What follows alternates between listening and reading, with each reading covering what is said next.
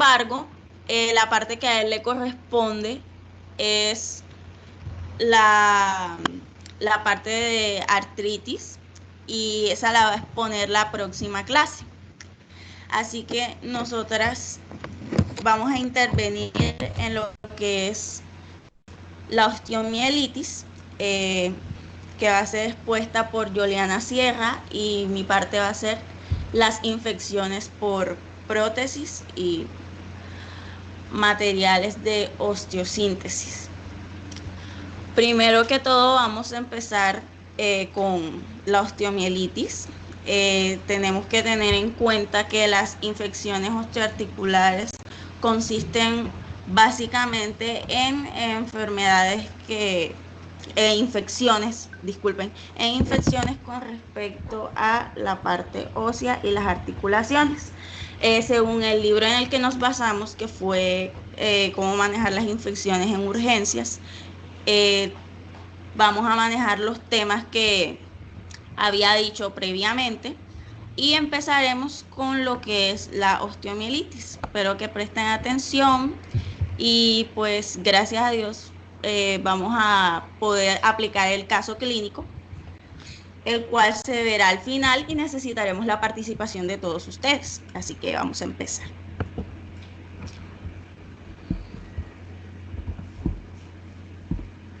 Se movió la... Ok.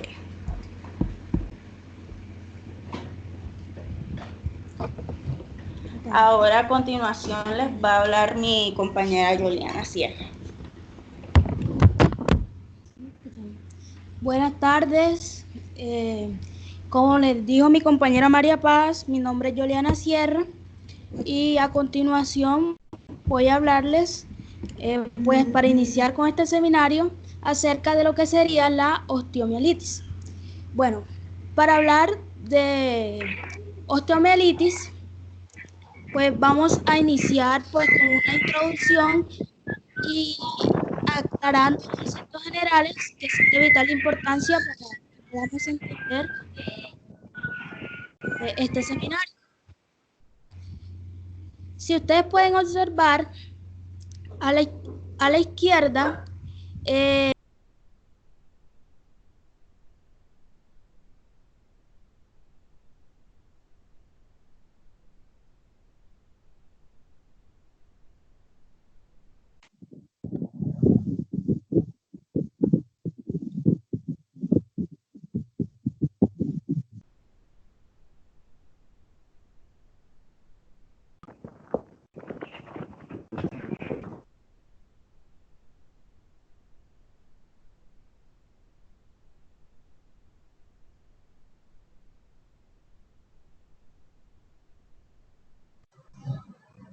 No te estoy escuchando.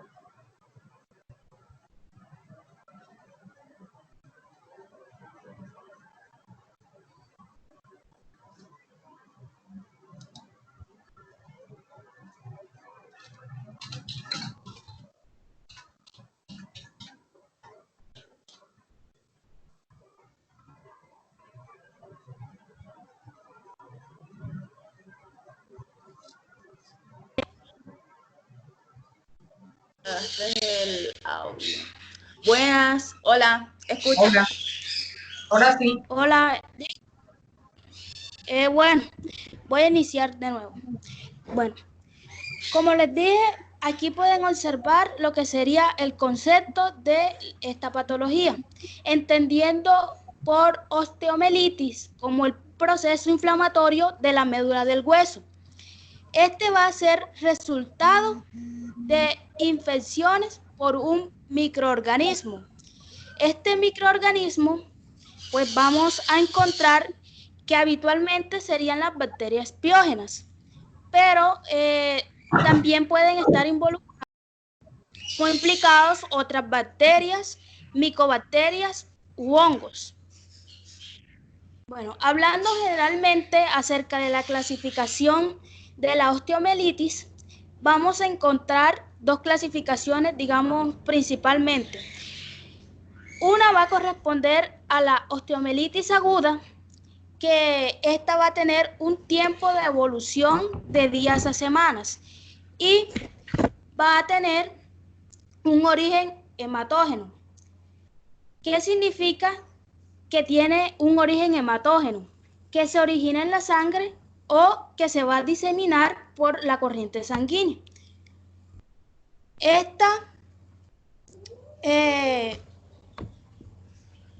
¿Me escuchan? Sí, ¿Me escuchan? Ok. sí. Bueno, entonces, como les digo, la osteomielitis aguda, esta va a tener un origen hematógeno. Y si pueden observar, la otra es la osteomielitis crónica, la cual va a tener una evolución de meses o años. Y principalmente va a estar asociada a fracturas abiertas y a infecciones periprotésicas. María, ven acá. Bueno, nosotros pues podemos considerar que la osteomielitis es crónica cuando se ha dado un tiempo al desarrollo de secuestros. Ustedes se preguntarán, ¿cómo así que secuestros? Bueno, un secuestro vendría siendo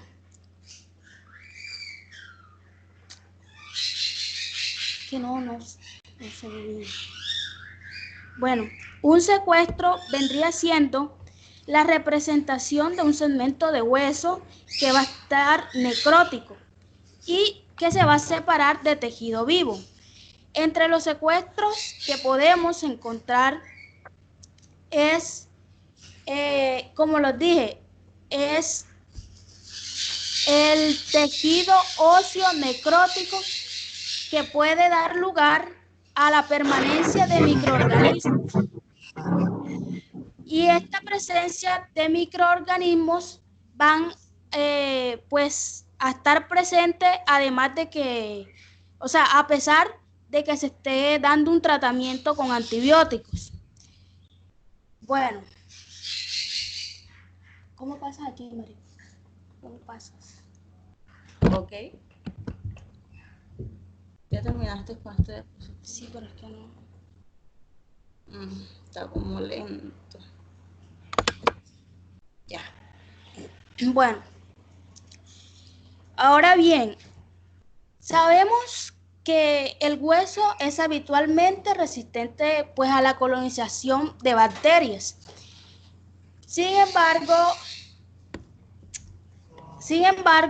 lo que sería o correspondería a un evento traumático, a cirugías y a material extraño o prótesis, lo que van a hacer es alterar la integridad y vascularización ósea. Y al alterar la integridad y vascularización ósea, lo que van a hacer es favorecer la infección. Bueno, vamos a tener que, pues, el diagnóstico de la osteomielitis en ocasiones es muy difícil. Este se va a basar en una alta sospecha clínica. Y esta alta sospecha clínica va a estar apoyada en ocasiones por lo que serían las pruebas de imagen y también algo muy importante, y es que va a estar confirmado por el resultado microbiológico. ¿Por qué? Porque la identificación del agente etiológico, es decir, del causante de la infección, es esencial para que se pueda realizar una antibioterapia adecuada, es decir, un tratamiento adecuado. Por eso, pues en el caso de esta patología, es importante el inicio temprano del tratamiento específico, pues antes de que ésta vaya a evolucionar, digámoslo de este modo. Ahora, encontramos que el principal agente que va a causar la osteomielitis va a ser el...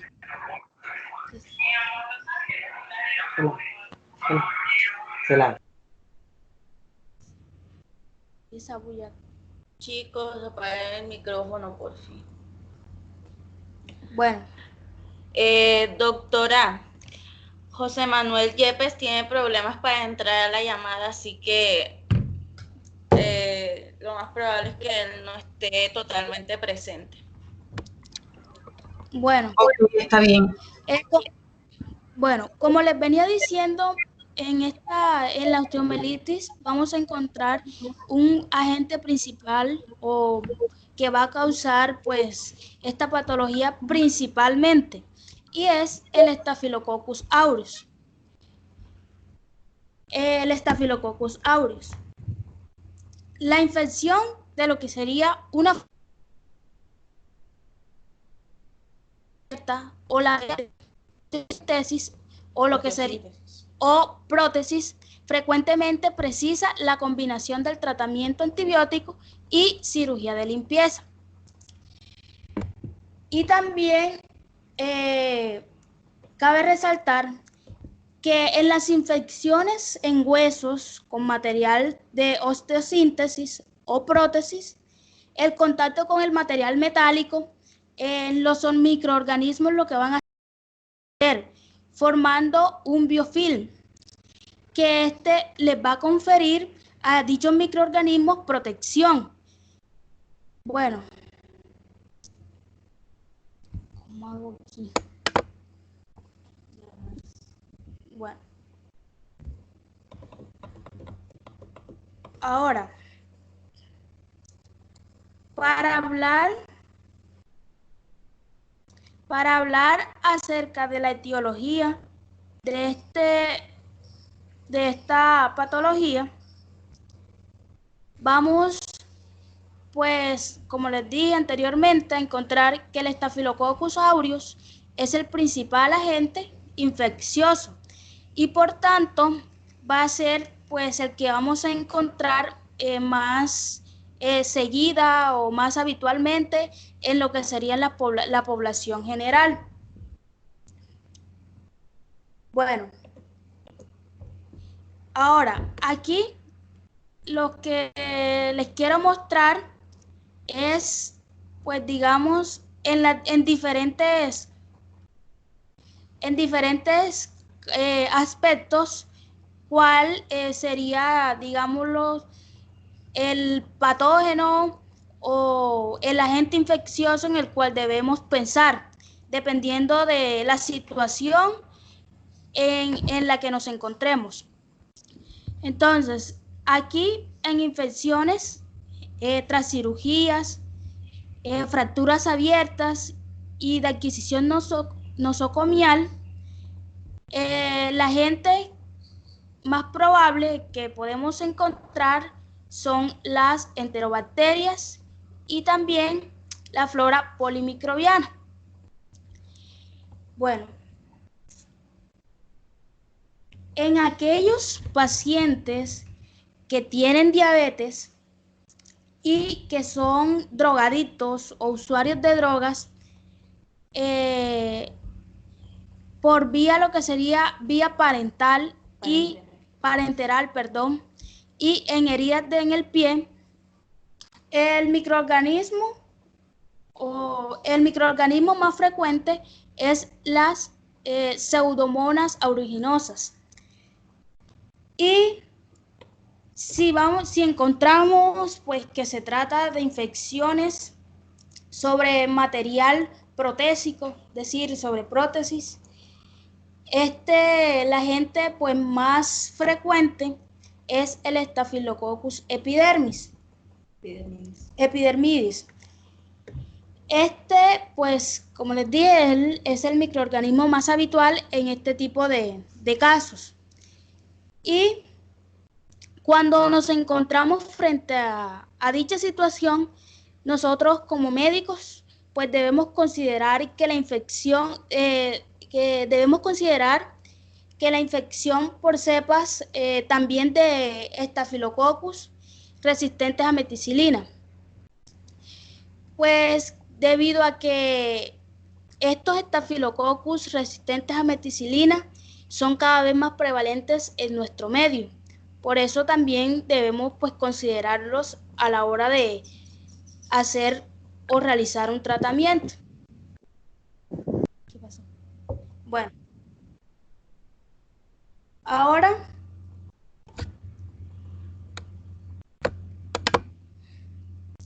si ustedes pueden observar en cuanto a la clasificación de la osteomielitis, vamos a hacer pues una clasificación según su patogenia, según su evolución y según su etiología, encontrando que según su patogenia la vamos a clasificar en hematógena,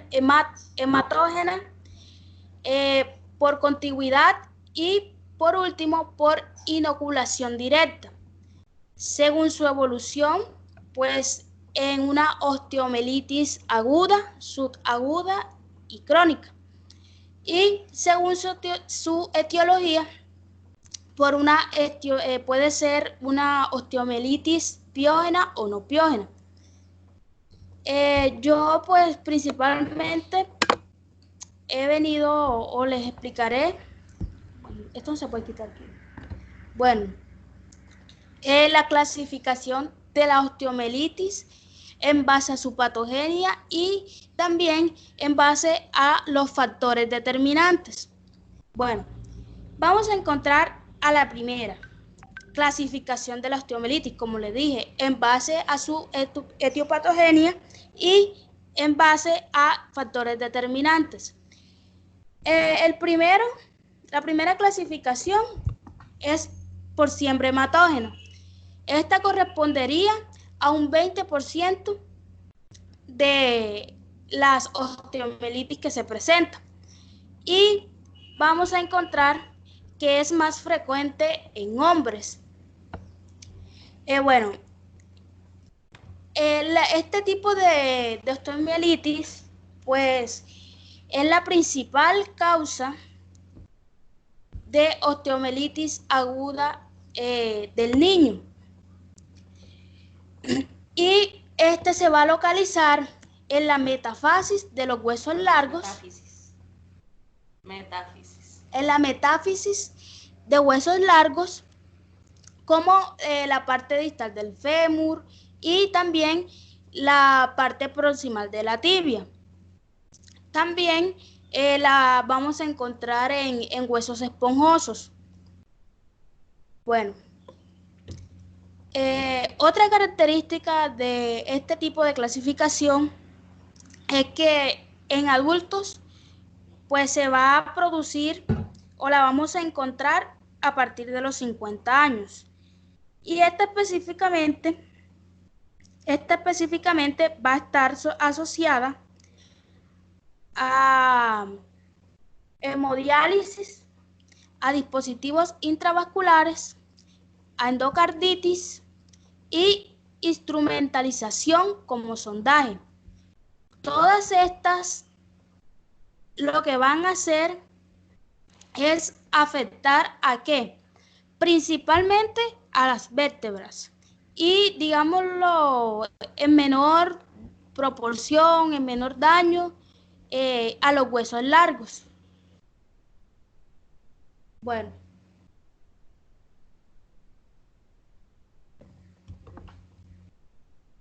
Ahora, el microorganismo más frecuente en adultos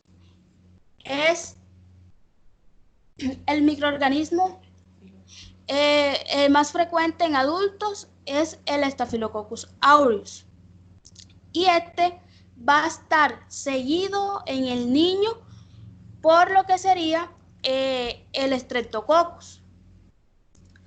Bueno, sin embargo, en nuestro medio, en nuestro ámbito, en nuestro campo, es necesario que además de estos dos microorganismos, nosotros también consideremos al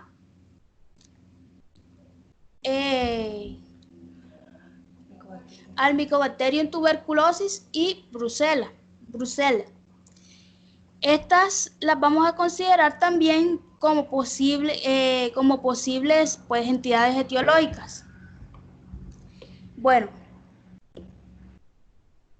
ahora vamos a encontrar también que la osteomielitis va a tener o se va a producir también con focos múltiples, o sea, de agentes infecciosos. Y aquí, pues, vamos a encontrar varios microorganismos también los cuales corresponderían a Staphylococcus aureus, a Salmonella y a Mycobacterium tuberculosis. Bueno,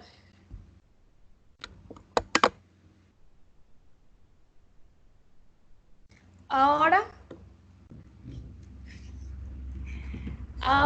hablaré acerca de la segunda clasificación de este tipo de patología.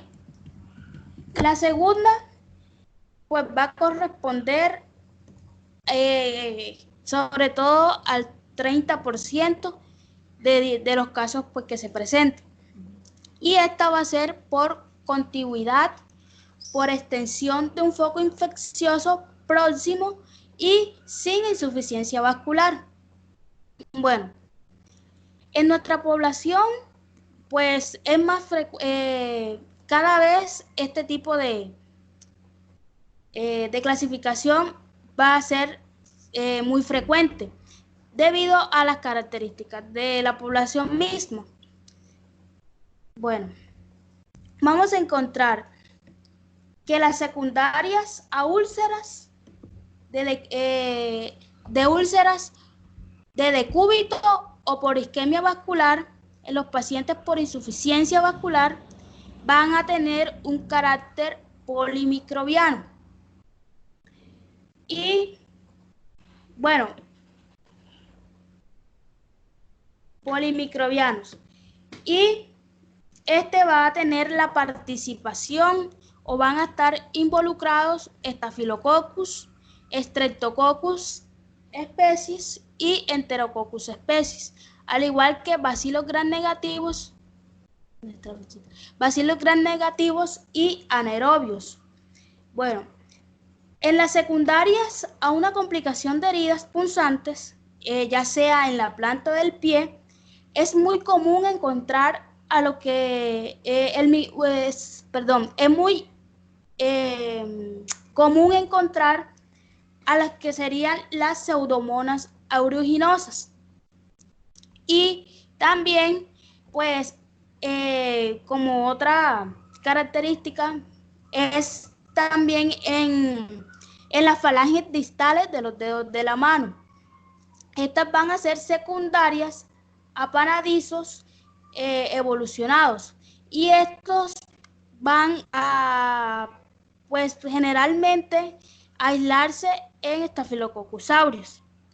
Y por último, vamos a encontrar las secundarias a una infección odontógena. Estas podemos encontrar a la Eikenella corrodens, que está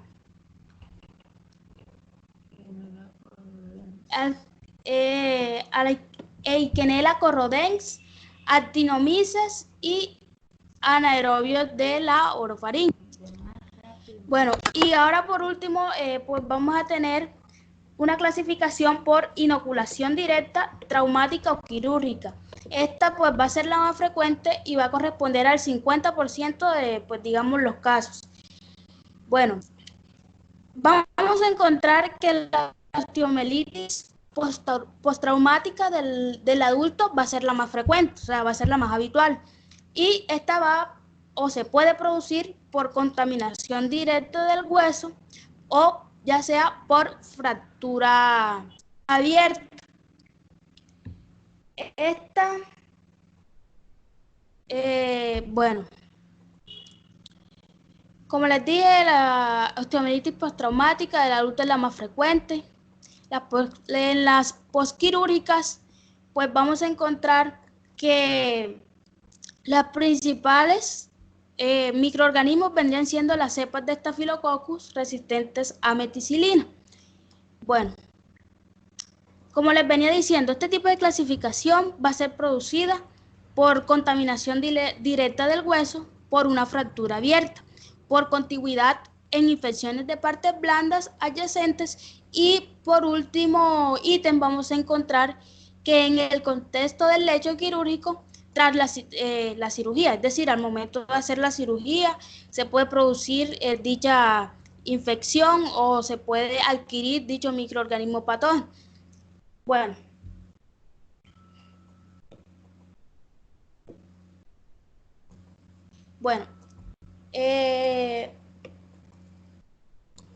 ahora, este tipo de clasificación vamos a encontrar que tiene una característica y es que es polimicrobiana. Y entre los microorganismos implicados vamos a encontrar al Staphylococcus aureus, a bacilos gram negativos y anaerobios.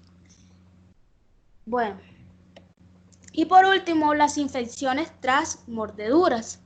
Estas infecciones van a estar causadas por lo que sería la Pasteurella multocida.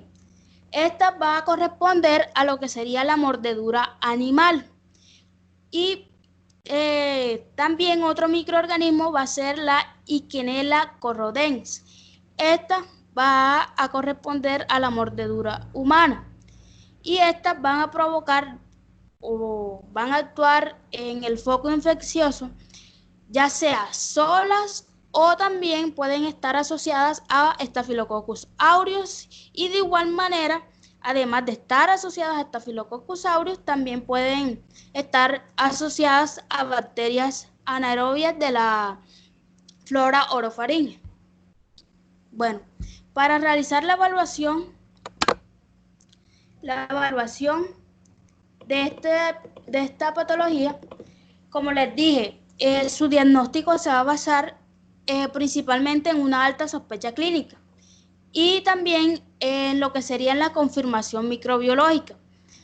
Bueno, las pruebas diagnósticas van a ser de gran ayuda. Las pruebas de imagen, van a ser de gran ayuda en lo que sería el diagnóstico. Y también la valoración de las complicaciones. Pero como tal, aunque son de las imágenes diagnósticas de ayuda, no como tal no corroboran y no son definitorias para tener un diagnóstico específico y digamos lo exacto de esta patología. Bueno, aquí vamos a encontrar que para evaluar lo que sería la osteomielitis aguda tenemos que tener, digamos, claro que esta va a tener un comienzo gradual y esta, como les dije anteriormente, se va a dar de varios días a semanas. Bueno, ¿qué es lo que va a hacer esto? Va a causar dolor intenso. Este va a ser, digamos, como el síntoma principal de esta patología de la osteomielitis aguda, dolor intenso. Y como les dije, este va a ser el síntoma principal. Y de igual modo, se pueden presentar signos inflamatorios en la piel. Estos signos inflamatorios en la piel van a tener un carácter más tardío. Y por último,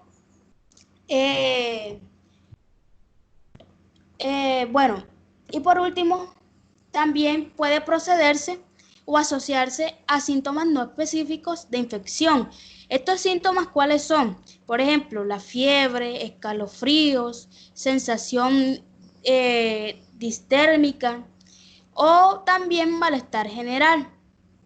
Bueno, en cuanto a lo que serían los signos inflamatorios de la piel más tardíos, pues quiero resaltar que en este tipo de osteomielitis el dolor es continuo, o sea, puede estar la persona, puede estar el paciente en reposo y le va a doler.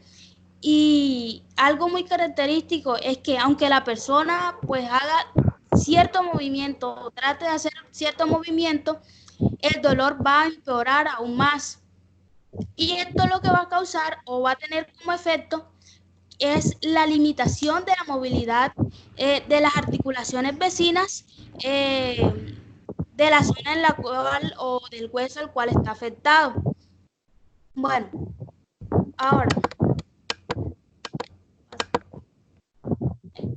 aquí, pues ya eso fue lo que le expliqué.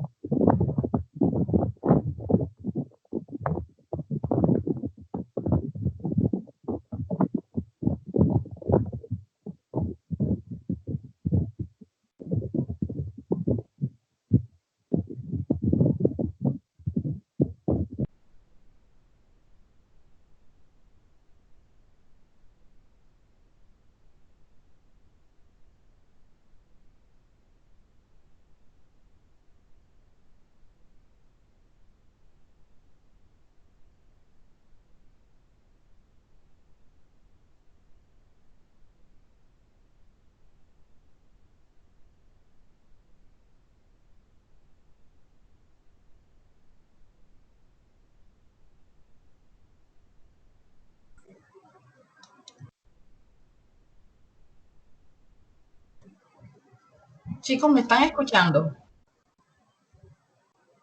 Chicos, Ya. Sí, señora. ¿terminaron con la presentación? No, es que, Se silenció el micrófono, doctora, disculpe. bueno, como les dije, en la osteomielitis crónica, los síntomas inflamatorios locales y de dolor, pues van a ser menores a los de la osteomielitis aguda. Y aquí una principal característica es que se va a establecer una progresiva deformidad y va a haber o va a existir la presencia de una supuración biógena de carácter crónico. Y esta va a ser siendo esta la característica de la existencia de lo que le dije, secuestros, cavidades y fístulas. Bueno, además de ello, en este tipo de osteomielitis vamos a encontrar la presencia de signos de insuficiencia vascular y de igual modo la afectación de las partes blandas y un antecedente traumático o quirúrgico apoyan el diagnóstico.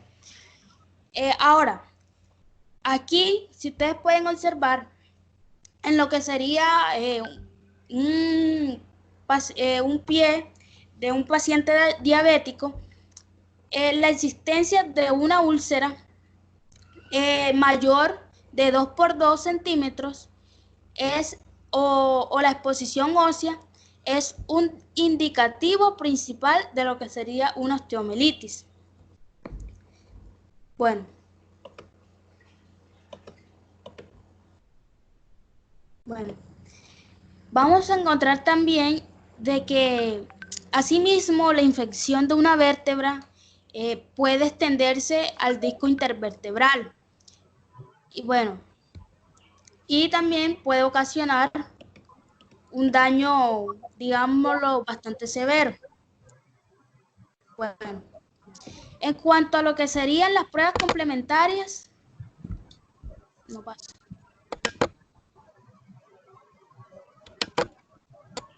Aquí.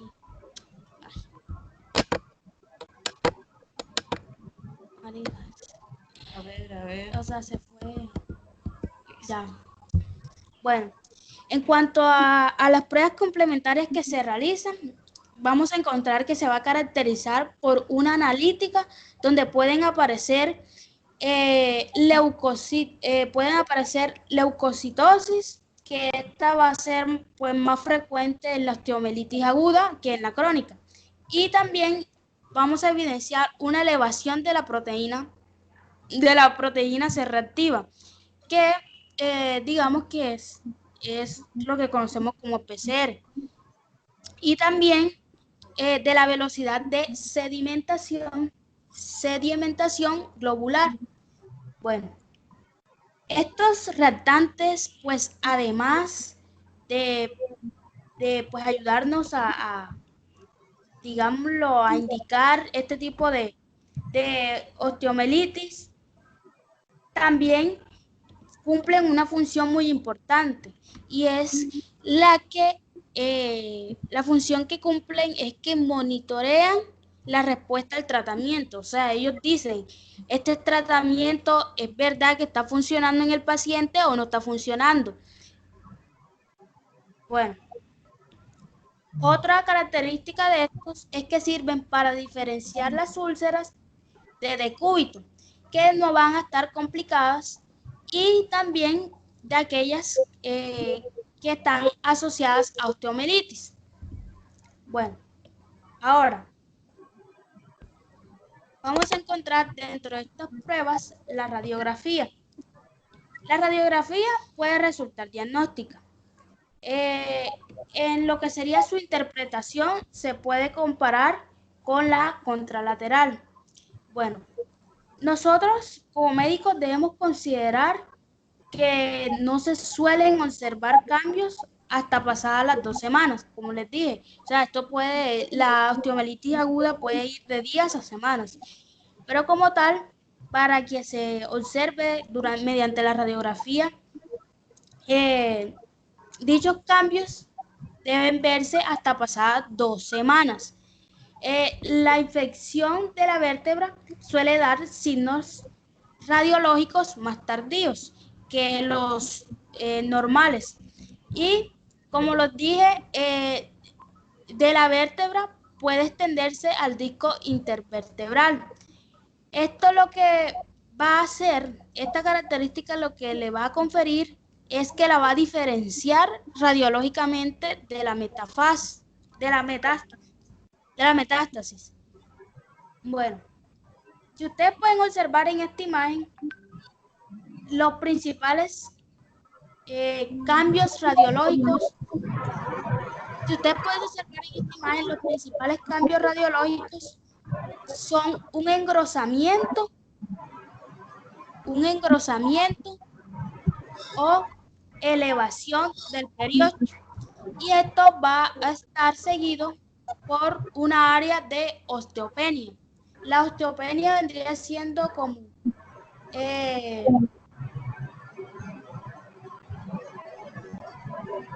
bueno, como les dije, elevación y engrosamiento o elevación del periósteo.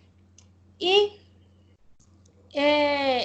como les dije, una zona de osteopenia. Esta va a ser una afección que se produce cuando el cuerpo pues no es capaz de fabricar su propio o un nuevo tejido óseo con la misma rapidez que reabsorbe el antiguo. Bueno, ahora, en cuanto a la gramografía ósea, esta lo que va a hacer es ayudar a detectar el cáncer que se ha generado o diseminado en los huesos. O sea, ¿cómo se hace esto? Esta prueba se hace, quiero resaltar que esta prueba en urgencias es poco accesible y por lo tanto no es que, no se puede utilizar, digamos, generalmente. Pero, ¿en qué consiste este tipo de prueba diagnóstica? Bueno, esta va a ser una prueba de medicina nuclear. ¿Cómo así de medicina nuclear? Esto lo que significa es que el procedimiento utiliza una cantidad pequeña de una sustancia radioactiva. Esta sustancia radioactiva la vamos a denominar marcador. Entonces, cuando el marcador se inyecta en una vena, este va a mostrar el posible cáncer en las áreas. ¿Cómo nosotros sabemos cuáles son pues las áreas que están afectadas? Porque dichas áreas del cuerpo van a absorber demasiado marcador o poco marcador. Entonces, así como por medio de este tipo de pruebas se puede pues determinar este tipo de patología. Y por último, la TAC y la resonancia magnética nuclear. Bueno, estas van a tener una mayor precisión de diagnóstico. Estas van a tener una mayor precisión diagnóstica. Y nosotros la debemos solicitar si hay una alta sospecha con la radiología normal ante una osteomielitis complicada. Es decir, una neuropatía que va a estar principalmente asociada a una fractura. Bueno.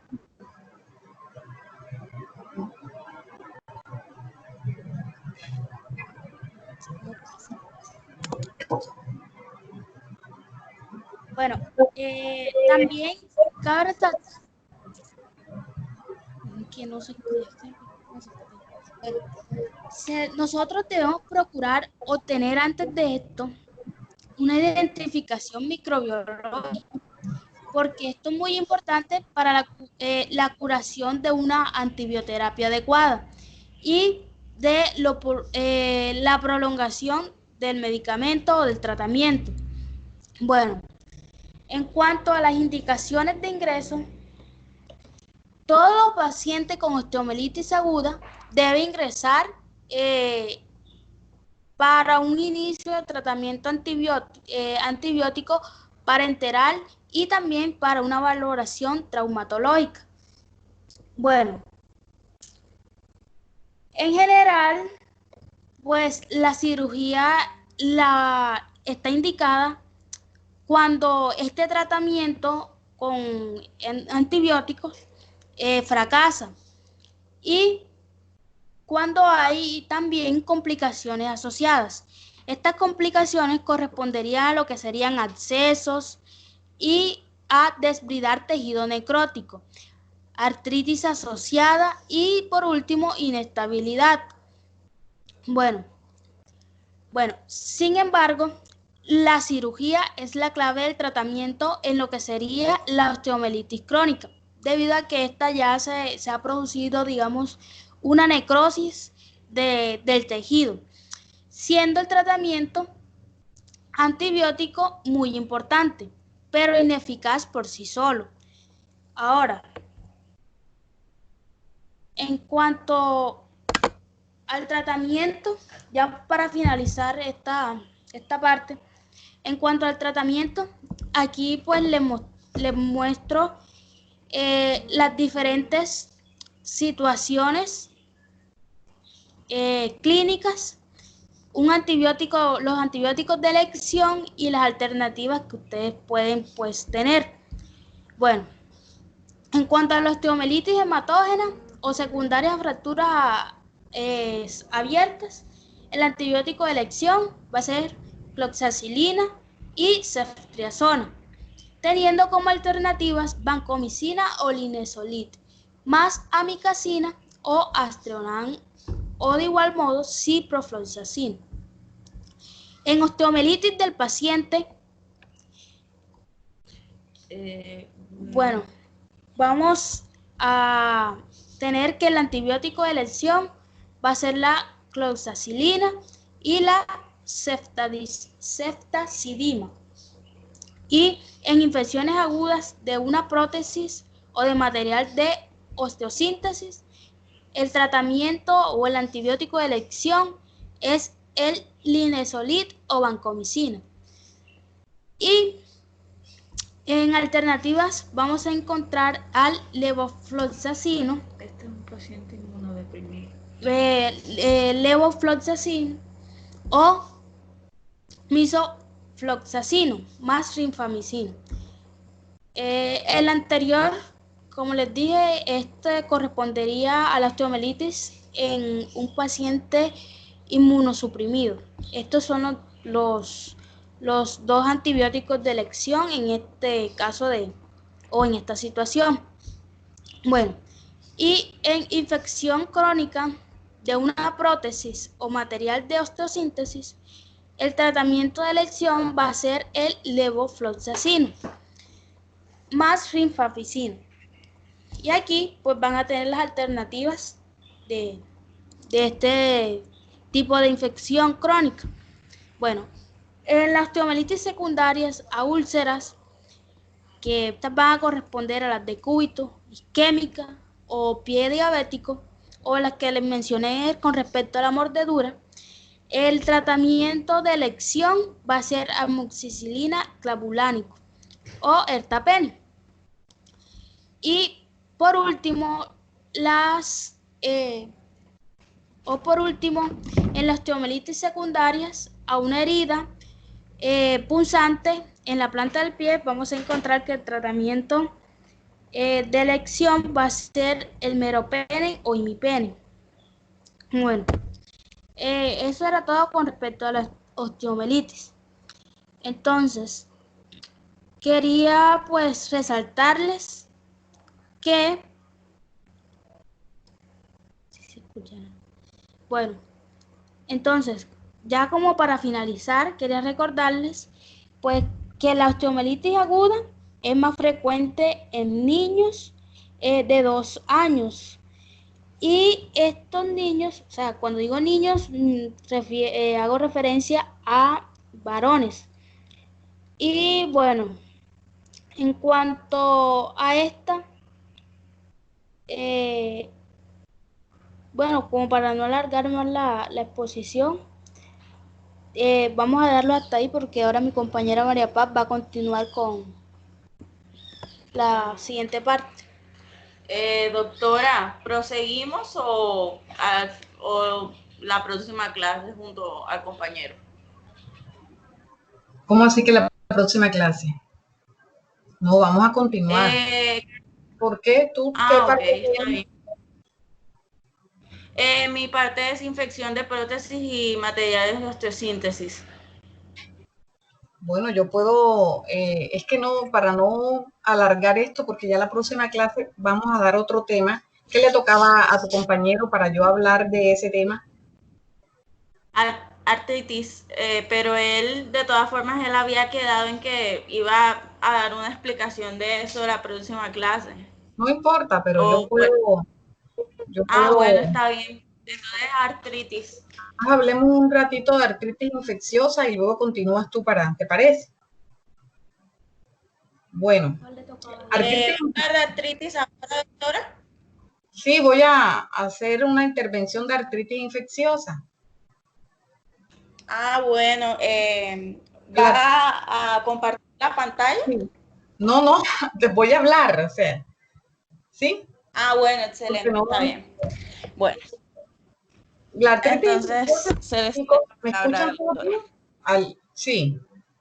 La artritis infecciosa es una reacción inflamatoria secundaria a la invasión directa de la articulación por microorganismos patógenos, ¿verdad? ¿Qué origina esto? Esto origina dolor, inflamación y limitación de la movilidad articular. Esta artritis puede ser causada por cualquier tipo de microorganismo, tanto bacterias como hongos, parásitos y virus. Cualquiera de estos puede ser responsable de la infección. ¿Cuáles son las más comunes? Las más comunes son obviamente las artritis bacterianas, ¿cierto? Las bacterias son el grupo de microorganismos más importante como causante de infección. Hablando un poquito de epidemiología, podemos decir que la incidencia de estas artritis bacterianas aumentó, pues se puede decir ahora en los últimos años. ¿Por qué esto? En parte, uno, por el envejecimiento de la población. Y por otro, porque ha habido un aumento, ¿verdad?, de los procedimientos de cirugía ortopédica. ¿Por qué se dio sobre todo este incremento? Y también esto tiene relación con el número de pacientes con infección de HIV, ¿verdad? Porque esto causa una inmunosupresión severa. Pero también, como ahora es considerada como una infección crónica, hablando del HIV, del portador, esto se habla de paciente que convive con el HIV, entonces se podría decir que nuevamente ha disminuido en este tipo de pacientes porque ellos tienen su terapia antirretroviral. Eso por un lado. Entonces, ¿Qué tipo de gérmenes causan? Ya hablamos que todo, cualquiera lo puede causar y que con mayor frecuencia, pues, las bacterias. ¿Qué ocurre con ellos? Yoledis era que estaba hablando ahorita, ¿cierto? ¿Cómo se da esto en la artritis infecciosa? O sea, los gérmenes, recuerden lo que yo siempre les he dicho, muchachos, y les hablo primero de dónde está el foco para pensar en cuál es el microorganismo, cómo pueden ellos producir una artritis infecciosa. Los microorganismos pueden alcanzar las articulaciones desde varias localizaciones, pero ¿cuál es la principal? La principal puerta de entrada para ellos es la colonización articular. ¿Y de dónde viene? ¿Cuál creen ustedes que es la principal vía para causar la artritis infecciosa? ¿Cuál creen? Y hablando de que sea la más común. Muchachos. Hematógena, doctora. La hematógena, muy bien, la hematógena por bacterias o septicemias intermitentes de un foco a distancia. Así como les dije yo, cuando les hablo de las infecciones de Staphylococcus aureus urinarias, les digo, el foco, siempre busquen otro foco. En este caso también ustedes van a pensar siempre en otro foco. ¿Sí? Sí, hablando de otro foco, doctora, ¿cuál sería la posibilidad de que una infección se diera por una herida, que sea tan profunda que llega al hueso? ¿Se puede presentar en ese caso? Una fractura expuesta. Esa es una vía hematógena, una fractura expuesta por un golpe, o sea, sí. ¿De dónde proviene? A ver, cuando nosotros hablamos de infección en tejidos blandos, estás jugando fútbol, te dan un balonazo, ¿sí? Ese balonazo inicialmente una celulitis que está ahí insidiosa, ¿sí? Depende de cómo estén tus defensas, tú puedes terminar con una artritis infecciosa, porque por continuidad puede darse ese caso. Así como también es la misma presentación de la osteomielitis, cómo se da por vía hematógena, por una fractura abierta, por un golpe, de esa forma se da, igualito, ¿sí? Las manifestaciones clínicas son las mismas. Dime, ¿respondí tu pregunta o no? Sí, la respondió. Ok, las manifestaciones clínicas son las mismas, produce manifestaciones locales, manifestaciones sistémicas, dolor, calor, rubor, tiene dificultad, una impotencia funcional, hay una tumefacción. Entonces, son los mismos en ese caso. Hablando un poquito de los gérmenes, chicos, los gérmenes implicados también igualitos. Fíjense, en todos los casos van a encontrar al número 1, germen número 1, Staphylococcus aureus. Ese es el germen número 1. Germen número 2, Staphylococcus epidermidis. Hablando, me devuelvo acá, vengo osteomielitis y digo, bueno, el Staphylococcus epidermidis, ¿dónde está implicado con mayor frecuencia? Generalmente después de una cirugía osteoarticular. Cuando clasificaba la compañera Yorledis en las osteomielitis en agudas y crónicas, ¿verdad? La crónica generalmente se da 3 meses, 6 meses, hasta 2 años, o sea, de una cirugía osteoarticular. ¿Sí? ¿Y quién es el implicado? Obviamente el Staphylococcus epidermidis que está en piel. Entonces, ahí en ese caso. Los otros estreptococos, enterococos, serían hablando de gérmenes gram positivos. Hablando de gérmenes gram negativos, aquí el protagonismo se le da a la Neisseria meningitidis.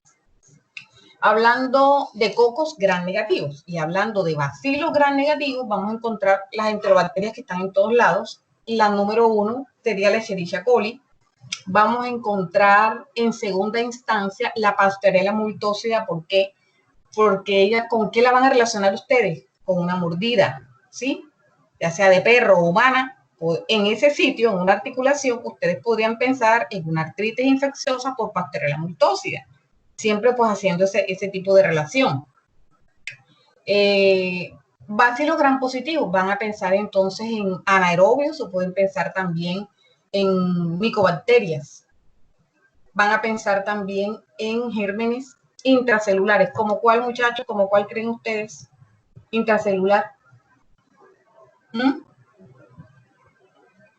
Dentro de esa etiología, chicos,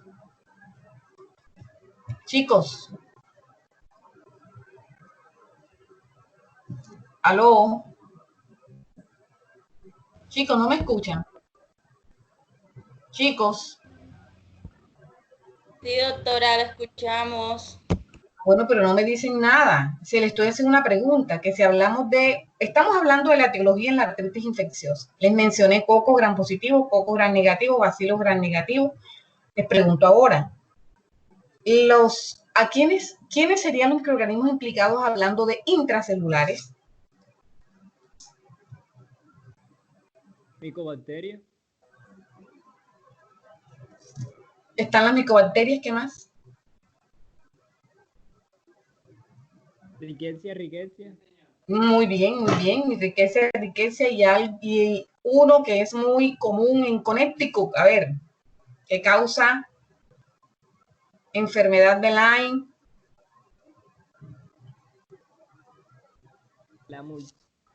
Se les olvidó, la Borrelia burgdorferi. ¿Sí? Entonces, si nosotros ya de pronto van a hacer la clasificación y lo van a hacer por grupo etario, podríamos decir que el neonato, el Staphylococcus aureus, van a hacer una clasificación como las meningitis. Neonatos, ¿quiénes están implicados? Streptococcus beta hemolítico del grupo B, ¿verdad? Las enterobacterias. No está aquí el áureo, esta es la novedad en artritis infecciosa, que no está en meningitis. En los niños, la novedad aquí va a ser el aureus, Staphylococcus aureus, Haemophilus influenza, Streptococcus y enterobacterias.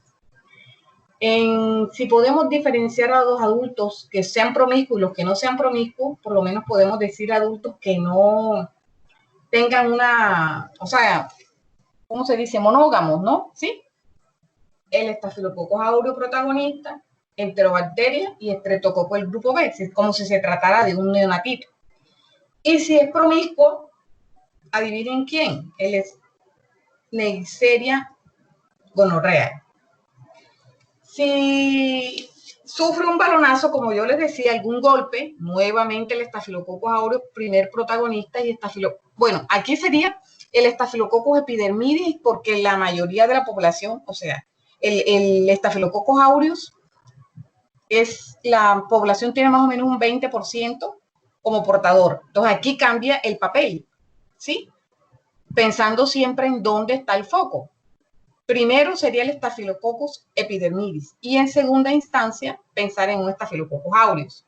Si es un paciente, por ejemplo, que es drogadicto, van a pensar en ¿quién? Staphylococcus aureus. También en una pseudomonas aeruginosa. Nuevamente les digo, si es una mordedura, piensan en Pasteurella multósida. Toda la flora que se encuentra en boca, un anaerobio, una Eichenella, etc. Si es por animal, perro o gato, nuevamente la Pasteurella multósida. Entonces miremos aquí los diferentes tipos de artritis que podemos encontrar, diferentes tipos de artritis infecciosas. ¿Cómo? ¿Cómo? No escucho. Una pregunta. Si Súbele por una cornada de toro. Espera un momentito que casi no te escucho y le subo un poquito aquí. Repite, por favor. Señor, si fuera por una cornada de toro, ¿qué microorganismo estuviera implicado? Si fuera por una cornada de toro, también en primera instancia sería el Staphylococcus aureus. ¿Oíste? También en primera instancia. Y podías Listo, pensar... señor, muchas gracias. No he terminado. También aquí podría ser polimicrobiana. Hablando de la clasificación de las artritis, vamos a hablar ahora de la artritis meningocócica. La artritis meningocócica causada por Neisseria meningitidis, ¿verdad? Aparece un porcentaje, también dependiendo del paciente, miren el rango tan amplio, podría decirse en 2, 30, 40%, ¿sí? En aquellos pacientes que han tenido enfermedad meningocócica. Esto se va a desarrollar en los primeros días de la enfermedad.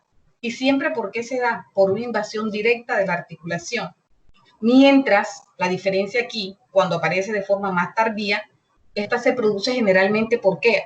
Por el depósito de inmunocomplejos, así como el ejemplo que yo les he puesto en la fiebre reumática, el complejo antígeno-anticuerpo del Streptococcus pyogenes. ¿Sí se acuerdan? Aquí las manifestaciones sistémicas son bastante floridas, son predominantes, y aquí hay una fiebre elevada, hay una característica en la artritis meningocócica y es el rash maculopapular. Eso ustedes los deben timbrar, muchachos, de pensar en una artritis meningocócica. Van ustedes haciendo ahí la diferenciación. Una fiebre altísima y un rash maculopapular, y que tenga como antecedente una infección respiratoria de las vías altas, ustedes van a pensar en una artritis meningocócica. ¿Sí? ¿Está eso bien claro? Hablando, ¿sí, muchachos? Chicos. Ok. Sí, señora. Artritis tuberculosa. No me quedó claro, ¿podría hacer favor de repetir? Bueno, que la artritis meningocócica ustedes se van a timbrar o van a poder hacer como un diagnóstico diferencial, teniendo en cuenta que aquí se va a presentar una fiebre alta, algo característico que va a ser el rash maculopapular, y que el paciente haya tenido alguna infección de vías respiratorias altas. Ustedes, estos tres conectores, van a poderlo asociar a una artritis meningocócica, ¿sí? ¿Sí está bien? Bueno, artritis tuberculosa. Listo, señor, muchas gracias, ahora sí. En la artritis tuberculosa es una artritis subaguda o crónica. Fíjense por qué. Las infecciones siempre por esta bacteria, recuerden, porque su crecimiento es lento, la característica que tienen es que son infecciones subagudas o crónicas, ¿sí? Por la misma característica de él. Esto cursa con dolor, va a haber una tumefacción articular, casi siempre va a estar en una sola articulación. Y aquí, miren la diferencia, es rara la aparición de fiebre y las manifestaciones sistémicas que se dan en la artritis meningocócica, porque acá en la meningocócica, la artritis, las manifestaciones sistémicas es ese rash, ¿cierto? Acá no se van a ver floridas esas manifestaciones sistémicas. No va a haber ese eritema, no va a haber un calor local. Entonces, eso es algo para que ustedes tengan en cuenta. Aquí no se suele presentar una procedencia clínica de tuberculosis pulmonar. Incluso ustedes pueden ordenar la prueba de tuberculina o la prueba de Mantoux y puede dar negativa, ¿sí? Entonces es un tema de que no les va a ayudar mucho. La prueba de tuberculina puede ser negativa y no por eso ustedes con estas manifestaciones puedan no pensar en una artritis tuberculosa. La forma más frecuente de tuberculosis osteoarticular es la espondilitis, y esta, ¿dónde se localiza fundamentalmente? Se localiza fundamentalmente en el segmento torácico. Entonces esta no es tan común. Esta produce dolor también, se produce como en menos del 40% de los casos de espondilitis. Aquí no hay una fiebre alta, hay febrículas y los síntomas no son tan específicos. Entonces, bueno, hay otro tipo de artritis que les mencioné, la artritis brucelar, ¿sí? Por la Brucella abortus. Esta no es tan común. Ella sigue siendo endémica, pero por allá por Asia, por África, por acá realmente no. Así que, ¿qué más les puedo decir? Así como que dan una diferenciación con estas. También produce fiebre, hay síntomas sistémicos, pero no tan floridos. Entonces, esta es como un poquito más difícil de poder hacer el diagnóstico. ¿Sí? Entonces, ustedes otro tipo es la enfermedad de Lyme. Recuerden que la Borrelia burgdorferi 1, se acuerdan que se da en tres etapas, y la última etapa es esta de las afecciones articulares. Sí, esto es otro tipo de artritis séptica. Podría decir que pseudoséptica. Y ustedes van a mirar también que el paciente haya sido picado por una garrapata, de dónde va a venir el paciente. Van a buscar también ese signo patognomónico que no aparece en todos los casos, pero que bueno, eso va a ayudar para organizar el cuadro. ¿Cómo van a hacer el diagnóstico, muchachos? Ustedes el diagnóstico en todos los casos, y aquí voy a hablar de osteomielitis, aquí voy a hablar de artritis infecciosa, aquí voy a hablar de todas las que tienen afección directa, fractura abierta, cualquier tipo. Ustedes siempre van a ordenar su leucograma, o sea, un hemograma, la PCR, la BCG, los reactantes de fase aguda. Y aquí en todos los casos, muchachos, ustedes si no pueden, si la muestra es pequeña, para hacer el estudio citoquímico del líquido sinovial, ustedes entonces directamente pues ordenan el cultivo, pero si toman una cantidad suficiente, pues háganle el su citoquímico, su gran, para poder determinarlo. Eso en todos es como regla. Esos son que básicamente los que van a ayudar en el diagnóstico de esto. Y hablando del tratamiento, pues van ustedes en cada uno de los diferentes microorganismos que lo puedan asociar. Así será por lo menos el tratamiento para Staphylococcus aureus, ya lo saben muy bien. Una dicloxacilina, oxacilina, más rifampicina, si van a cubrir también el Streptococcus, ceftriaxona, si van a cubrir el meningococo, ceftriaxona, si tienen un estafilococo resistente a ampicilina, vancomicina, enterobacterias, pueden utilizar ampicilina sulbactam, una piperacilina, meropenem para cubrir pseudomonas. Entonces, pues básicamente eso. A ver qué están preguntando por acá. 3 etapas, última infección articular. Sí, así es, muy bien. Broncograma, PCR, hemograma, gran y sangre. Sí, sí se puede en todos esos casos. Muy bien. ¿Tienen alguna pregunta? Sí, si esto no los ayuda, pues entonces pueden recurrir también a otros métodos, una radiografía. Ya de última instancia, pues gamografía, pero realmente ustedes no van a tener acceso a una gamografía porque es costosísima, tienen que argumentarlo muy bien, ¿sí? Entonces no sé, ¿qué preguntas tengan? Chicos. Doctora, la gamografía no se utiliza generalmente es porque no se encuentra en urgencias, no se usa en urgencias. Es costosísima y tampoco tú no vas a estar pues radiando al paciente así porque sí. Acuérdate que necesitas un medio de contraste, tienes que tener en cuenta muchas cosas, por eso que ya ordenarles tu última, que tu instancia, o sea, tú tienes una impresión diagnóstica por la clínica, tú estás sospechando un tipo de artritis, pues colócale su tratamiento empírico y ya has tenido que agotar cultivo y demás y ya, o sea, esto ya es una última instancia para pensar en una gamografía, porque tú tienes otras cosas antes que sí te pueden ayudar y puedes hacer el diagnóstico también con ellas. ¿Sí?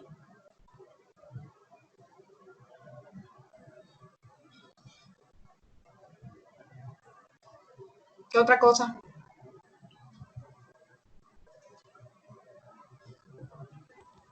Señor, la parte cuando estaba Doctor, yo tengo hablando una sobre pregunta. la espondilitis. ¿Sí? ¿Qué específicamente? O sea, no entendí lo de la espondilitis. Que no entendiste lo de la espondilitis. ¿Sí me escuchas? Específicamente. Sí, señora, no la entendí. Por eso, lo de la espondilitis. Por eso, pero específicamente aquí. Cuando estaba hablando sobre el segmento torácico. Bueno, yo te decía que eso no era tan común, que se daba más que todo en el segmento torácico. Te dije que aquí hay febrícula, que se da en menos del 30% de los casos, que hay síntomas que son, que son inespecíficos realmente, no es tan común. No, es que no entiendo específicamente qué, o sea, con respecto a qué no entendiste, qué parte no entendiste. Paciente con espondilitis que puede darse en estos casos, una artritis infecciosa en esa parte. Entonces, por eso no entiendo la pregunta, con respecto a qué específicamente. ¿Sí? Ahora sí, era esa parte, es que como el internet estaba intermitente, entonces no se escuchaba. Muchas gracias. Bueno, está bien. Doctor, le tengo una pregunta. Claro, dime.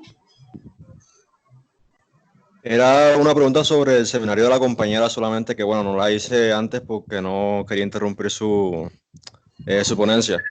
Pero ella nos estuvo diciendo sobre, cuando está hablando sobre la osteomielitis por inoculación directa, nos dijo que las de prótesis y las de material de osteosíntesis pues tenían básicamente la misma etiología, pero no entendí a qué se refería cuando nos hablaba sobre material de osteosíntesis. Material de osteosíntesis es que, por ejemplo, tú sufres alguna fractura, tienes una fractura abierta y pues requiere que te coloquen un material de osteosíntesis para pegar el hueso. Entonces, en este caso, de eso es lo que va a hablar la compañera ahora. Ahora la presentación que viene va a hablar más específicamente de esto. Colocan un material de osteosíntesis para ayudar en la consolidación de ese hueso, ¿sí?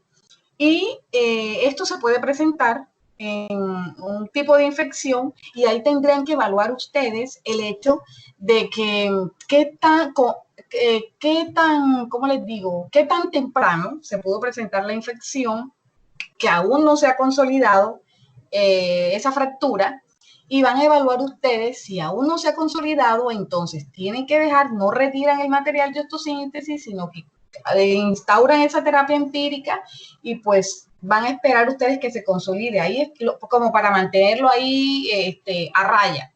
Una vez se consolide la fractura, entonces ya sí se puede, que ya no necesitan ese material de osteosíntesis, se retira y ya entonces va a mejorar, ¿sí? Específicamente eso.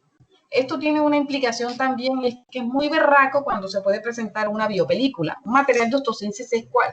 Es un platino, un tornillo, algo que tú necesites para poder consolidar, ayudar a que se consolide la fractura. Es eso. ¿Está claro? Ah, vale. Sí, gracias. Ok, perfecto. Pueden continuar entonces si no tienen más preguntas. Chicas.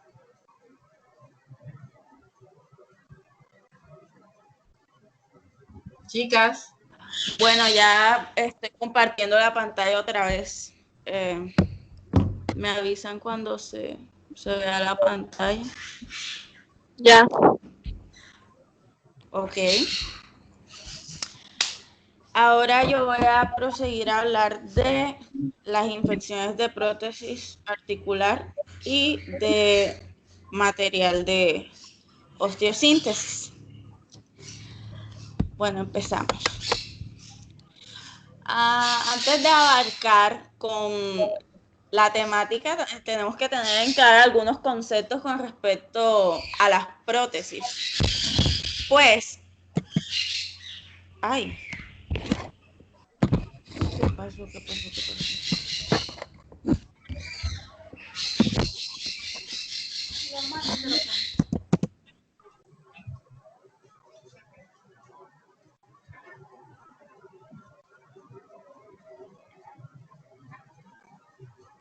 ¿Qué pasó?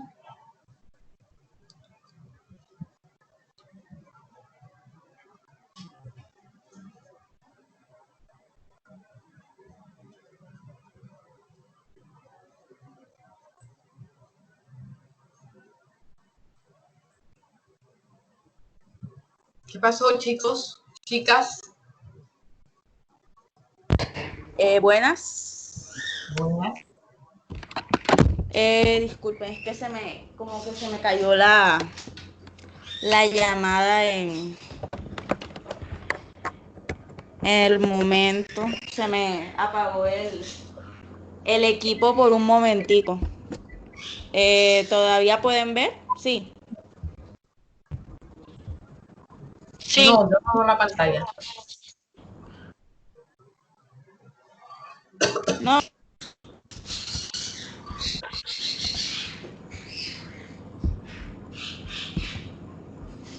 ¿Ven la pantalla? No. Hola. No, yo no veo la pantalla. Ok, voy a volver a compartirla entonces para ver si ya la pueden ver otra vez. ¿Y ahora?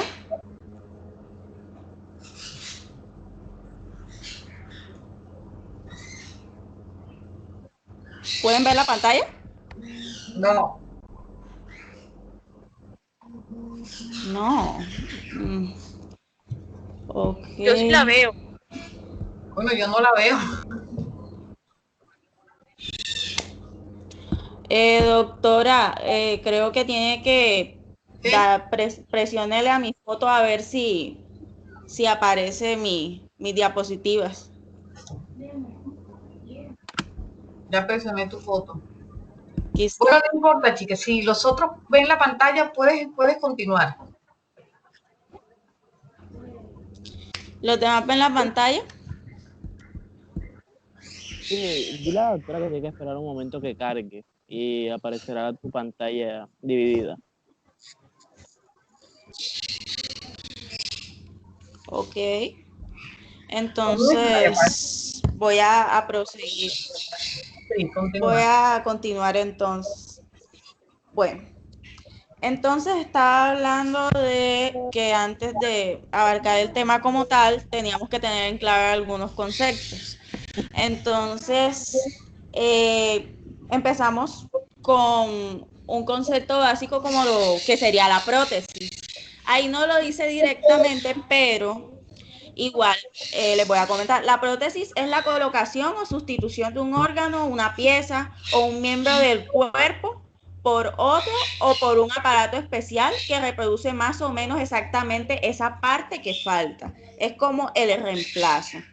Normalmente los vemos en las prótesis de rodilla.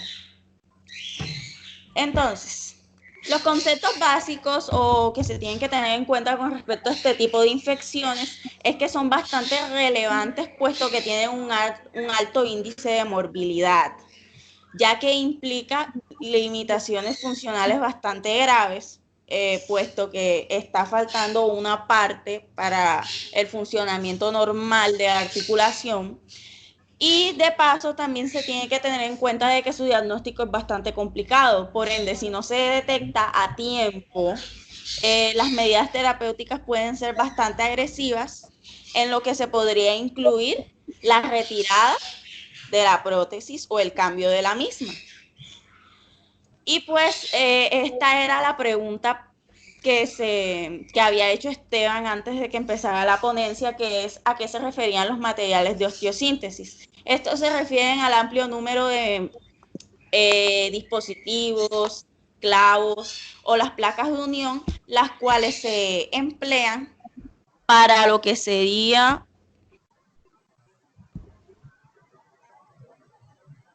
las reparaciones óseas. Ahora, también hay que tener en cuenta algo con respecto a este tipo de infecciones, y es que aparte de que son bastante relevantes y tienen graves complicaciones y limitaciones, estas tienen una tasa de afección que no debe ser superada, puesto que también afecta en la parte de el centro sanitario, puesto que las prótesis invierten un gran gasto. Con respecto a las prótesis de cadera y de rodilla, que son las más frecuentes, el índice que no pueden superar es del 1.5% y del 2.5% de la rodilla, porque de por sí, dándole más sufrimiento al paciente y le da un gran gasto al centro de salud. Al presentarse este tipo de complicaciones, se necesita la retirada total de la prótesis y en casos bastante graves ya no se puede volver a hacer el recambio para reponer la prótesis que fue anteriormente retirada. Muy bien. Ok. Ahora pasamos a la etiología. Las vías de adquisición de las infecciones de prótesis y del material de osteogénesis pueden producirse por contaminación durante los actos quirúrgicos o desde un foco infeccioso distante como una bacteriemia. También puede ser por continuidad. Sin embargo, aquí tengo como tal los factores y los explicaré más específicamente. Bueno, en el acto quirúrgico, pues es obvio, contaminación del campo quirúrgico, prótesis con flora del paciente o del personal que va a colocar la prótesis. También están los hematomas que se producen en el área quirúrgica, y pues estos hematomas favorecen el desarrollo de las infecciones. También se tiene en cuenta el material de osteosíntesis porque al ser un cuerpo extraño, porque es un cuerpo extraño, es algo que se supone con base al sistema inmunológico que no debería estar ahí. Entonces, ¿qué puede pasar? Al ser un cuerpo extraño, el sistema inmunológico lo ataca. Ataca ese clavo o esos materiales de prótesis que están ya sea en la rodilla o en la cadera. Y esto activa el sistema de complemento del paciente y la cascada inmunológica. También, aparte de eso, se produce lo que sería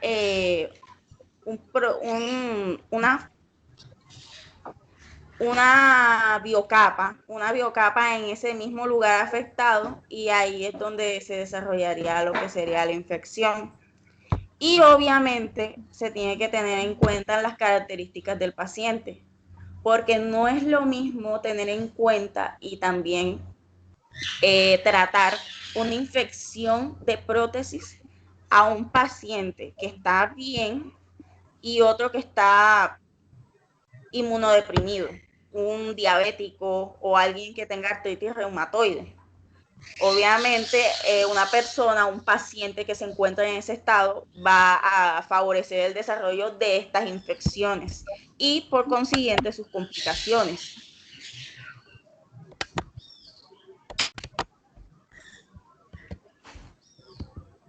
Entonces, esto tiene estas infecciones tienen una clasificación. Esa clasificación, según la literatura, es llamada la clasificación Tsukayama, que es básicamente la clasificación de este tipo de infecciones, las cuales son 3, que son las infecciones precoces, las infecciones crónicas tardías y las infecciones hematógenas.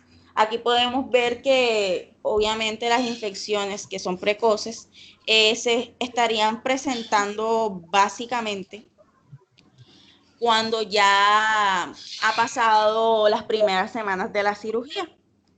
Generalmente el microorganismo o el agente más frecuente es el Staphylococcus aureus, y este tipo de infecciones presuponen el 60% del total de las infecciones de las prótesis. También se puede decir que los microorganismos implicados colonizan la piel y pues las superficies del quirófano. Por ende, esa puede ser la razón por la que se puede contraer el microorganismo. Y pues como ya había dicho, el Staphylococcus aureus es el que generalmente se ve. Se tienen las infecciones crónicas tardías, que esas ya van de meses o más después de la cirugía. Aquí generalmente están implicados lo que es el Staphylococcus coagulasa negativa, Staphylococcus aureus, y los bacilos gram negativos, pero en una menor proporción. Y pues en las infecciones hematógenas, que estas ya no tienen un tiempo como tal, ya que van por el torrente sanguíneo, por ende es constante y es más rápido, pueden ocurrir en cualquier momento. Y pues el agente más frecuente es el Staphylococcus aureus. Y pues aquí podemos ver unos microorganismos y sus diferentes proporciones, sus diferentes proporciones en los que producen la infección en prótesis. Podemos ver que están en mayor proporción, pero en casos especiales, lo que son los bacilos gram negativos. Por ejemplo, pues aquí podemos ver la Pseudomonas aeruginosa, pues ya que este microorganismo, según las series, tiene una implicación hasta del 5 y 4% de las infecciones de prótesis. También podemos ver los coagulasas negativos, Staphylococcus aureus, que básicamente tienen una frecuencia igual, los Streptococcus especies, Enterococcus y los anaerobios en un 10%. Ok. Obviamente estas infecciones tienen un mecanismo patógeno y ese mecanismo patógeno es lo que yo les había comentado anteriormente con respecto a las infecciones que son precoces. ¿Por qué? El mecanismo patogénico de esto es que cuando el organismo interacciona entre el material implantado, que sería la prótesis, el tejido del paciente y el sistema inmunológico de ese paciente, obviamente se da una cascada inmunológica cuando hay presencia de organismos en el medio y pues obviamente los contrae la herida, la cicatriz. Entonces, el mecanismo patogénico básicamente sería la formación de biocapas o slime, que generalmente han sido estudiados en lo que se ve Staphylococcus aureus y el Staphylococcus epidermidis. Entonces, ¿qué se puede decir de esto? Veamos bien el gráfico. Aquí podemos ver que hay una banda que está entre lo reversible y lo irreversible. Podemos ver que los reversibles, cuando está la adhesión o pues cuando el microorganismo hace contacto con el paciente y pues en la superficie. Esto es reversible, se puede controlar, pero cuando no se tiene un buen cuidado, esto puede pasar a la formación de el slime, que sería básicamente las biocapas. Este es un mecanismo patogénico que permite que los microorganismos se adhieran a la superficie de las articulaciones y de paso del material protésico, que esto impide además la acción de los antimicrobianos. El slime básicamente está constituido por lo que son polisacáridos y esto permite la unión intracelular. Generalmente, pues es el que más se ve, el Staphylococcus epidermidis, pues que es el colonizador habitual de la piel, se adhiere al material que está implantado. Pongamos el ejemplo de la prótesis de la rodilla. Y pues mediante interacciones, ya sean específicas o no específicas, se da la adhesión de la bacteria al material y por ende se comienza la producción de matriz extracelular, que es lo que podemos ver aquí. Y después de eso las biocapas pueden desprenderse y hay como un balance, o sea, se desprenden pero nunca desaparece por completo. Y esto puede producir signos de infección a otras localizaciones aparte del lugar afectado, lo cual sería malo para el paciente. Se sabe que el sistema inmunológico del paciente tiene más dificultades para poder eliminar los microorganismos que se encuentran en estas biocapas. Pero la capacidad para penetrar los antibióticos en biocapas es demasiado limitada. Por eso la formación de esto es muy malo. Y en ocasiones solamente llega a destruir las capas superficiales de ese slime. Entonces, ahí quedan poblaciones bacterianas viables en el interior de esa biopelícula. Entonces, hay que tener en cuenta también la aproximación clínica para poder detectar esta infección. Entonces, Tenemos que tener en cuenta los antecedentes del paciente. Los antecedentes del paciente son los que nos van a ayudar para poder saber qué es lo que tenemos que tener en cuenta para este mismo. Tenemos que saber qué enfermedades crónicas tiene, padecimientos, los valores de anticoagulación. También se tienen que tener en cuenta si tiene diabetes, artritis o tratamientos esteroideos, que esté inmunodeprimido. Y para ser más exactos, la fecha de la intervención quirúrgica y las complicaciones del postoperatorio y las infecciones recientes. Entonces, ¿qué hay que tener en cuenta? Cuando las complicaciones o la infección se produce de manera precoz, o sea, cuando pasa una semana de la cirugía y ya el paciente puede decirse que tiene la infección precoz, pues es más complicado determinar si es esta. ¿Por qué? Esta se suele complicar porque muchas veces se confunde con los signos de inflamación que se deben a una infección o al postoperatorio. Entonces, en estas ocasiones suele existir lo que es el dolor, inflamación y las características infecciosas de la herida quirúrgica, las cuales nos proporcionan un signo de alarma. ¿Qué serían? Ya saben, signos de inflamación, calor, rubefacción, dolor y exudación. En cambio, las infecciones que son tardías suelen cursar de un modo más lento, a no ser que esté produciendo un periodo de bacterinemia. Y en general el paciente suele presentar dolores en la articulación que van aumentando con la movilidad, el calor y el rubor de la misma. Todos esos signos son indistinguibles de infección y el aflojamiento mecánico de la prótesis. Si la intervención quirúrgica es reciente y el material purulento aparece en la zona de la herida, o sea, la herida empieza a tener pus, la zona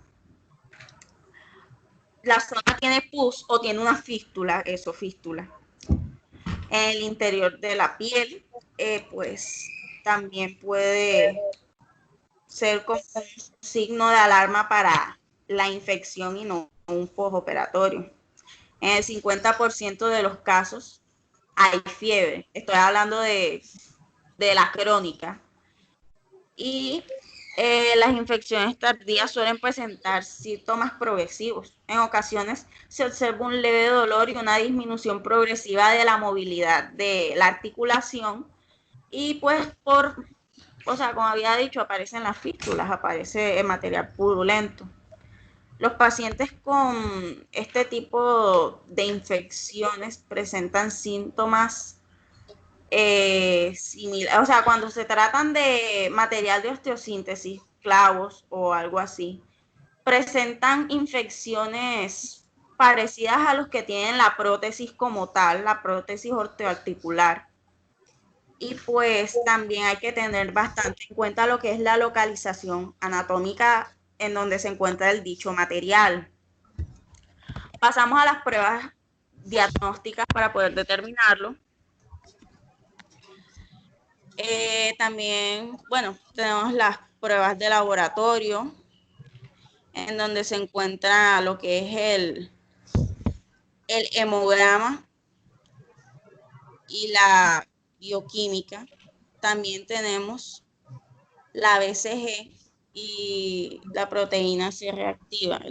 Se tiene la velocidad de sedimentación globular, la cual constituye a lo que es el grado de inflamación de la herida. Y pues la PCR reactiva también se utilizan, pero no son específicas cuando se trata de una cirugía reciente, porque tenemos que tener en cuenta que esta cirugía reciente puede presentar signos de inflamación, no necesariamente porque esté infectada la herida, sino que sea por efectos del postoperatorio, ya que se ha hecho un proceso invasivo claramente en la articulación.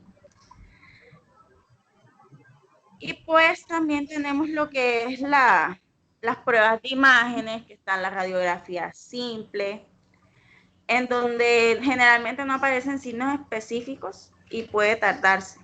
Pero también se puede observar en el caso de que haya problemas con la prótesis, que la prótesis se haya puesto mal, se puede comprobar si hay desplazamiento o movimiento de la prótesis. También si hay destrucción del hueso, osteolisis o destrucción de periostio, periostitis, inflamación del periostio, o radiotransparencias en el hueso. También tenemos las ecografías, que estas pueden ser de utilidad básicamente en urgencias, para localizar lo que son accesos, fístulas dentro de la piel y poder recoger las muestras para la microbiología, puesto que esto también es otra forma de diagnóstico. Y también se tiene por último la gammagrafía ósea con TC, que es sensible pero poco específica. Ya pues esta no se utiliza básicamente en urgencias, sino que ya sería como último recurso, algo que se necesite como para comprobar. Y pues a veces son tan de poca, o sea, no son tan útiles, no son tan primordiales, incluso puede llegar un momento en que puede dar hasta negativo para la infección. Y pues también tenemos lo que son las pruebas microbiológicas. Estas pruebas pueden recogerse mediante el exudado de la fístula o de la herida quirúrgica mediante una punción aspiración de manera intraoperatoria.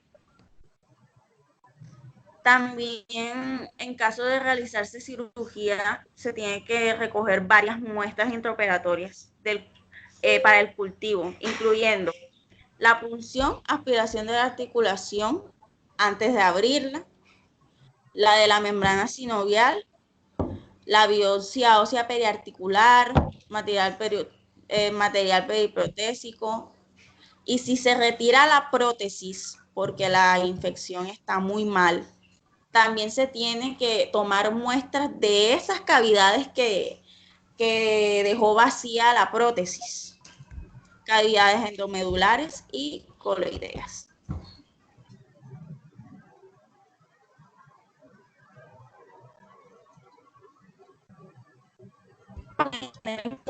Esto, aunque es útil en ciertos momentos, pues no, para este tipo de infecciones no está tan recomendada, ya que se puede mezclar con la flora habitual de la piel del paciente. Y pues con respecto a la tinción de Gram, que también se puede utilizar, esta rentabilidad que tiene si se hacen urgencias, claro, está inferior al 30%, y pues también depende del tipo de muestra y de la concentración del microorganismo. Así que esta también se puede utilizar para el diagnóstico de estas infecciones, pero no necesariamente cuando el paciente llega a urgencias. Y pues aquí está básicamente resumido lo que se tiene que hacer y en qué momento, o sea, con qué síntomas. Cuando presenta fiebre, se hace un hemocultivo. Cuando hay exudado, supuración de la herida, se toma una radiografía o una ecografía para ver si hay acceso, o radiografía simple en caso de que haya un desplazamiento de la prótesis. También se tiene, si pues la fístula, se toma una prueba microbiológica. Puedes sospechar de otros focos respiratorios, infecciones de orina, y pues se hace el esputo del urocortivo y la radiografía de tórax cuando hay una expansión más grande de la infección. Y pues también está al final lo que sería el tratamiento. ya que pues en una gran mayoría de infecciones se requiere como un tratamiento combinado entre lo quirúrgico y pues en lo antibiótico. Primero, si es necesario, solamente si es necesario, se estabiliza la hemodinámica de la prótesis o del material osteosintético que haya en la articulación. Luego de eso, la analgesia, porque obviamente el paciente va a llegar con un dolor terrible, entonces hay que darle analgésicos para que no sienta dolor. Y al final, pues, el tratamiento antibiótico. Es indispensable la identificación del microorganismo responsable para dar una antibioterapia buena. Y la retirada de la prótesis y del material es urgente cuando existe un caso de metástasis séptica, o sea que de la articulación pasa a otra parte, pasa a otra localización del cuerpo, o cuando hay una sepsis. Y pues el mantenimiento de la prótesis mediante el uso antibiótico también sería evaluado, pero no en urgencia, sino ya por un especialista. Sin embargo, si no es una infección muy precoz y existe el aflojamiento de la prótesis, ya ahí el mantenimiento de la prótesis queda completamente descartado. O sea, si el paciente llega y se puede evaluar, el mantenimiento de la prótesis, pero si esta está desplazada, es mejor la retirada de la misma antes de que la infección se expanda. Entonces, lo necesario para esto es el tratamiento antibiótico cuando el paciente llega con la infección, cuando llega con el dolor. Y estos antibióticos, obviamente, como estos peligro de sepsis, o sea que es extremadamente agresivo, hay que coger un antibiótico de amplio espectro. Entonces, se hace el estudio empírico con los carbapénicos más linezolid vancomicina. El carbapénico puede ser un imipenem, un meropenem. Y pues en el caso de que no haya carbapenes, se puede pautar el levofloxacino y linezolid vancomicina. Sin embargo, se tiene que tener en cuenta cuáles son los microorganismos que están atacando para tener un tratamiento más específico. Obviamente, este tratamiento, como es una infección grave, se recomienda que sea combinado y instaurado en un largo tiempo, ya sea entre meses, María Paz, 9 meses. Cuando hablas de linezolid vancomicina, que no te vayan a entender que es combinado. No, linezolid vancomicina. No, es que sería ese o el otro, no los. Es que lo dices no así, los al mismo linezolid tiempo. vancomicina no, tiene que decir o. O sea, no debe decir o vancomicina, porque Entonces, pareciera que fuera IO. En ese caso, voy a repetir, el tratamiento combinado empírico para las infecciones de prótesis osteoarticulares o material de osteosíntesis, el tratamiento combinado empírico es un carbapénico, o sea, puede ser imipenem o meropenem, más linezolid o vancomicina, no los dos juntos. Ahora sí. En el caso de que no hayan esos carbapénicos, se debe utilizar levofloxacino más el linezolid o vancomicina. O dactomicina. Y se tiene que utilizar, el tratamiento antibiótico se tiene que instaurar durante un tiempo de 6 a 9 meses, porque obviamente la infección es grave. Y aquí están, pues, más específicos los tratamientos según el aislamiento microbiológico. O sea, cuando es un Staphylococcus aureus sensible a meticilina, se puede utilizar cloxacilina más rifampicina de 1 a 2 semanas o levofloxacino más rifampicina. Si es, también se puede utilizar linezolid más rifampicina Staphylococcus aureus meticilino sensible. Un Staphylococcus coagulasa negativo también se puede utilizar linezolid más rifampicina. La Pseudomonas aeruginosa también puede ser ceftazidina y una fluoroquidolona. Muy bien. Los anaerobios, amoxicilina clavulánico, y cuando se trata de una infección mixta también amoxicilina más clavulánico. Bueno, ahora dejando básicamente lo que son, pues esto ya sería como un protocolo, lo vamos a ver aquí rápido. El paciente llega, se hace una anamnesis, si el paciente está clínicamente estable, se le hacen las pruebas específicas.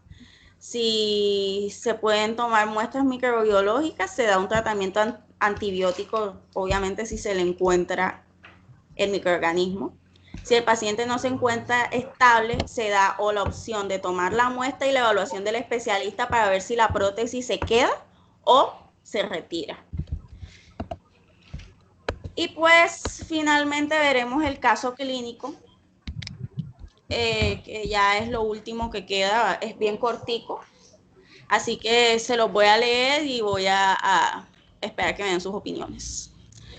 Paciente varón de 44 años sin antecedentes personales de interés, natural de Bolivia, que lleva en España 7 años, es mecánico. Hace un año, o sea, ya han pasado 12 meses, refiere traumatismo leve en el pie derecho al golpear un balón de fútbol y presenta desde entonces dolor mecánico en el dorso del pie, sin fiebre ni otra sintomatología asociada. Este mismo acude a varias ocasiones a su médico de atención primaria y a urgencias, donde descartan la presencia de una fractura.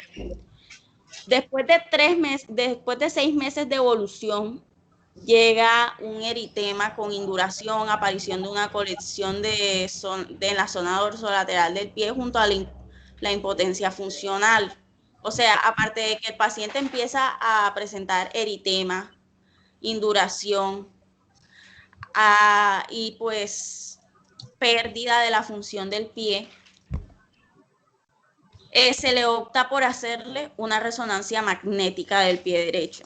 Y pues aquí se puede observar que no se observa una lesión ósea, o sea, una lesión de fractura, pero se puede observar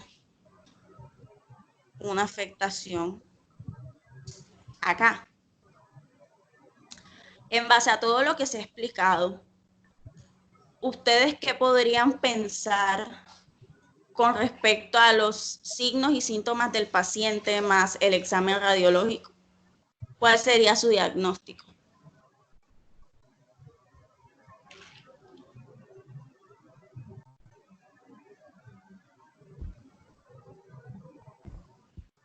Los escucho.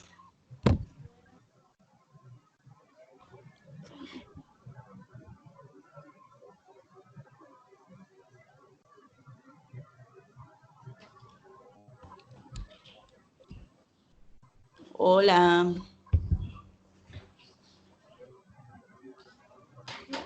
Nadie opina. ¿Nadie opina? Nadie opina por lo que veo. Vamos a ver. Bueno. Andrea Vázquez, Andrés Novoa, Dana.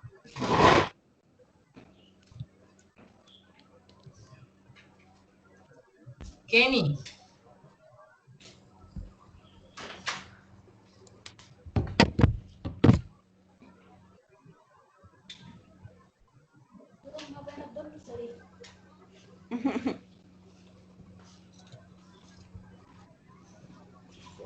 ¿No escucharon tu caso entonces? Ok. Bueno. El diagnóstico de este caso clínico es osteomielitis crónica de pie derecho.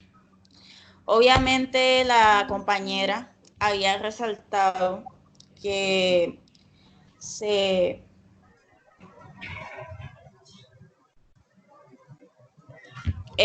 Pues como había resaltado la compañera, una de las formas de que se pueda ver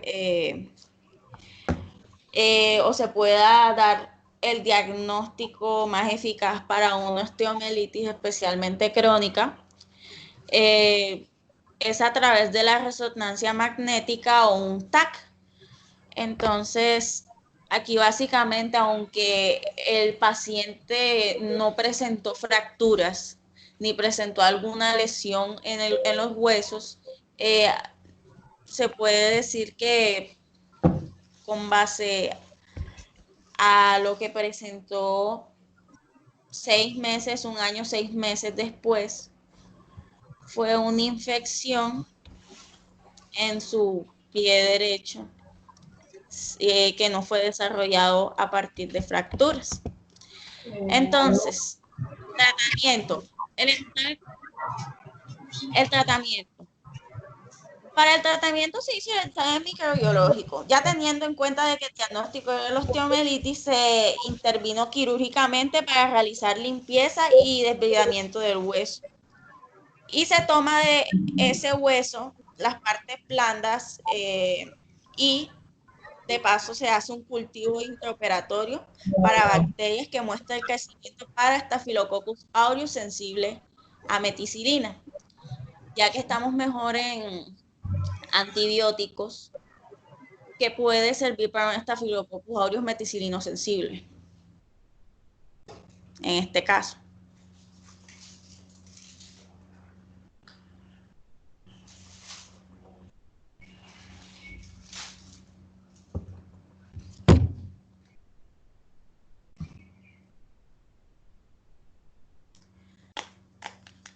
No todos a la vez, por favor.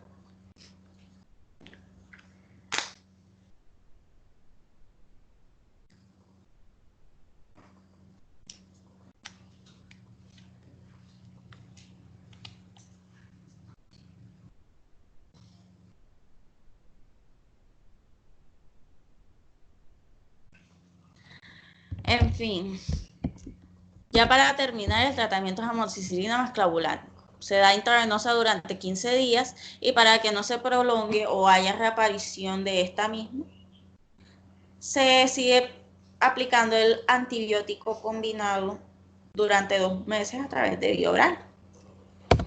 Y pues muchas gracias por su atención. Eso creo.